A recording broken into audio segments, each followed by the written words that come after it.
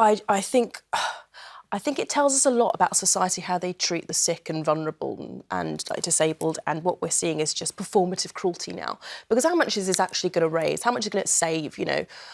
Yeah, they're going to go after these people, and like there are going to be people who've got anxiety who can't work, who are going to be right now have the fear of God struck into them because they're thinking my benefits might be taken away. Like a lifestyle choice, homelessness, a lifestyle choice. Living on, what is it, £100 a week? A lifestyle choice. But anxiety is an interesting one because I suppose you could argue that someone can work with it, and if they work from home, if they're in a call centre or something, it might even help them. Absolutely fine, but the reason that we know that he doesn't really care about this is because in the same week, and I think this has gone under the radar a little bit, he has scrapped, there's a funding scheme to try and get disabled people back to work. He scrapped it.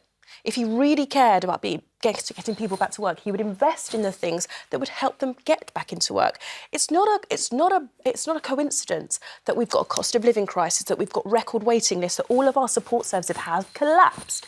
If you try, there's some really heartbreaking threads on social where people actually document their journeys of trying to get support for health or for mental care issues, and there's just closed door after closed door. That I agree with. That I agree. How are they supposed to get back into that? I agree with. The problem, I agree with you on that particular point, that there should be more support. But I also think that there's a bigger issue here, which is almost the socialisation of mental health into our society. And this happens in schools with kids. We're seeing a huge increase in anxiety and depression amongst kids, amongst young people.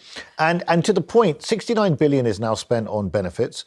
This is going to increase by 50% in the next 4 years. This is a seriously big issue. We need to try and get people back to work. We need to support them. That's why I say the Prime Minister's right to make this point, but he also then needs to invest in mental health support to make it happen. Yes, have you got any guess as to why this incredible stat we've seen says that 1 in 4 people of working age aren't working?